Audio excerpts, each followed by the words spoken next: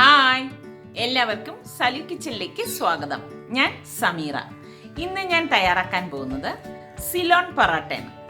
ഇത് വളരെ പെട്ടെന്ന് എങ്ങനെ തയ്യാറാക്കിയെടുക്കാം എന്നാണ് ഞാൻ ഇന്ന് നിങ്ങൾക്ക് കാണിച്ചു തരുന്നത്.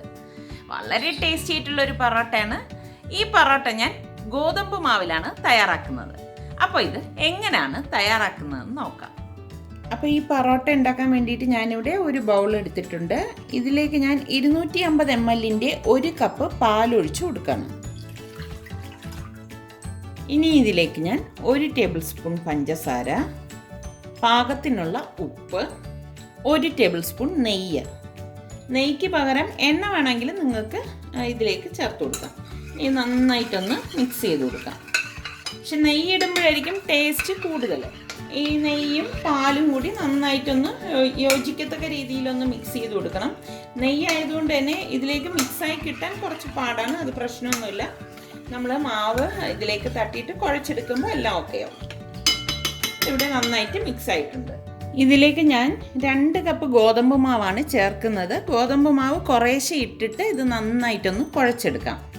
1 കപ്പ് ഞാൻ ഇതിലേക്ക് ഇട്ടിട്ടുണ്ട്.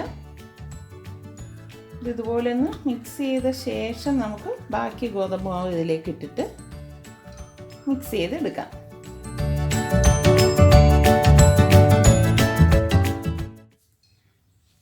ഇതിപ്പോൾ നല്ലതുപോലെ ഒന്ന് ലൂസായിരിക്കുകയാണ്.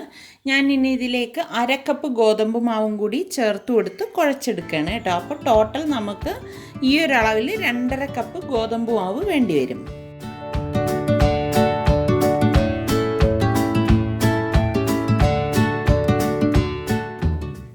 ഇതുപോലെ വേണം നമ്മളിത് കുഴച്ചെടുക്കേണ്ടത്. ഇതിവിടെ നല്ലതുപോലെ ഞാൻ കുഴച്ചെടുത്തിട്ടുണ്ട്. ഇനി ഇതിന് മീതെ കുറച്ച് ഓയിലും കൂടി ഒന്ന് ഒഴിച്ചു കൊടുക്കാം.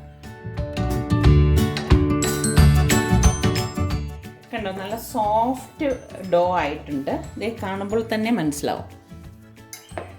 ഈ ഒരു രീതിയിൽ വേണം നമ്മളിത് കുഴച്ചെടുക്കേണ്ടത്. ഇനി ഇത് സാധാരണ നമ്മൾ ചപ്പാത്തിക്കൊക്കെ കുഴച്ച് വയ്ക്കും പോലെ തന്നെ അരമണിക്കൂർ ഞാനിത് പാത്രം മൂടിയിട്ട് മാറ്റി വെക്കും. അരമണിക്കൂർ കഴിഞ്ഞ ശേഷമാണിത് പരത്തി ചുട്ടെടുക്കുന്നത്. ഇതിപ്പോൾ അരമണിക്കൂർ കഴിഞ്ഞിട്ടുണ്ട്. ഇതിൻ്റെ അടപ്പൊന്ന് മാറ്റിയിട്ട് ഒന്നുകൂടി ഇതൊന്ന് കുഴച്ച് കൊടുക്കാം. കണ്ടോ, നല്ല സോഫ്റ്റ് മാവായിരിക്കുകയാണ്. നമുക്ക് ടേബിൾ കൗണ്ടർ നന്നായിട്ട് തുടച്ചിട്ട് ഇത് ചെറിയ ബോൾസാക്കി ഉരുട്ടിയെടുക്കാം. ഈ ഒരു സൈസിലാണ് ഞാൻ ഉരുട്ടിയെടുക്കുന്നത്.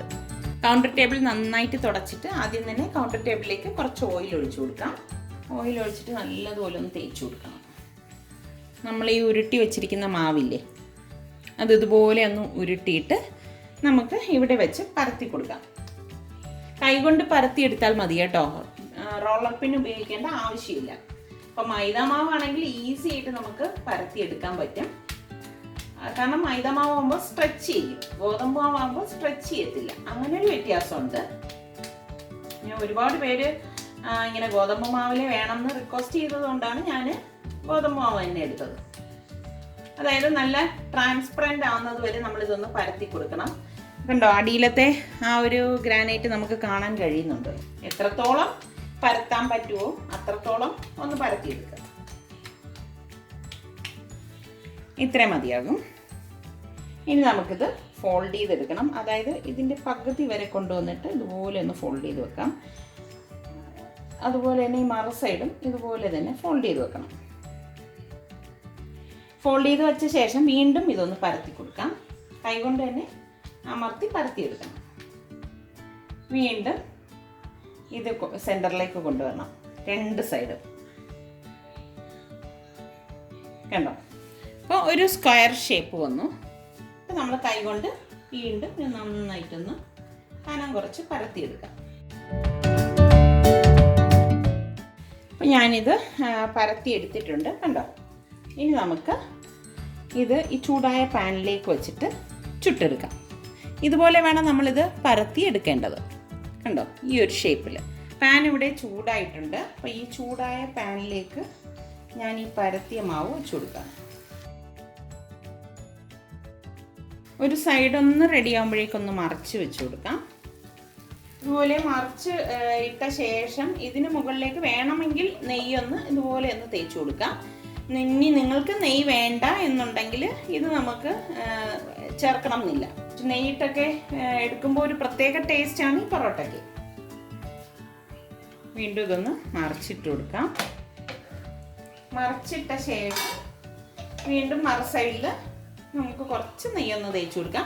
ഞാൻ പറഞ്ഞല്ലോ ഇത് ഓപ്ഷണലാണ്. ഇപ്പം നിങ്ങൾക്ക് ഇത്രയും നെയ്യ് തേക്കേണ്ടെന്നുണ്ടെങ്കിൽ ഇത് ഒഴിവാക്കാം. ഫ്ലെയിം ഒന്ന് കുറച്ച് വെച്ചിട്ടാണ് നമ്മൾ ഇതുപോലെ തിരിച്ച് മറിച്ചു വിട്ട് ഇതിനെ ചുട്ടെടുക്കുന്നത്. ഫ്ലെയിം കുറച്ച് വെച്ചാൽ മാത്രമേ ഇതിൻ്റെ ഉൾഭാഗം വേഗത്തുള്ളൂ. അതുകൊണ്ടാണ് നമ്മളിത് കുറച്ച് വെച്ചിട്ട് വേവിച്ചെടുക്കുന്നത്. കണ്ടോ, ഇതിവിടെ നല്ല പഫ് പോലെ വന്നിട്ടുണ്ട്. ഇതിവിടെ റെഡി ആയിട്ടുണ്ട്. ഇനി നമുക്കിതൊരു പ്ലേറ്റിലേക്ക് മാറ്റാം. ബാക്കിയുള്ള മാവ് നമുക്കിതുപോലെ തന്നെ പരത്തി ചുട്ടെടുക്കാം. ഓരോ പ്രാവശ്യം പൊറോട്ട ചുടുമ്പോഴും നമ്മൾ ഈ ടേബിൾ കൗണ്ടറിൽ കുറച്ച് ഓയിലൊന്ന് തേച്ചേക്കണം. ഈ ഒരു അളവിൽ എനിക്കിവിടെ 6 പൊറോട്ടയ്ക്കുള്ള മാവാണ് കിട്ടിയിരിക്കുന്നത്.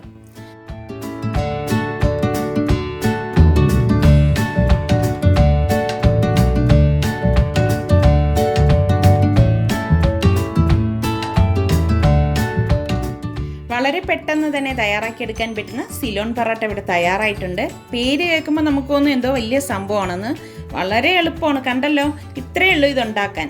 അപ്പോൾ ഇത് നിങ്ങളെല്ലാവരും ട്രൈ ചെയ്ത് നോക്കി. നിങ്ങൾക്കിത് ഇഷ്ടമാണെങ്കിൽ ഇതിൻ്റെ ലിങ്ക് ഷെയർ ചെയ്യുവാനും ലൈക്ക് ചെയ്യുവാനും കമൻറ്റ് ചെയ്യാനും മറക്കണ്ട. അതുപോലെ തന്നെ സലു കിച്ചൻ സബ്സ്ക്രൈബ് ചെയ്തിട്ടില്ലാത്തവരുണ്ടെങ്കിൽ ഈസി റെസിപ്പികൾക്കായി സലു കിച്ചൻ സബ്സ്ക്രൈബ് ചെയ്യാൻ മറക്കരുതേ.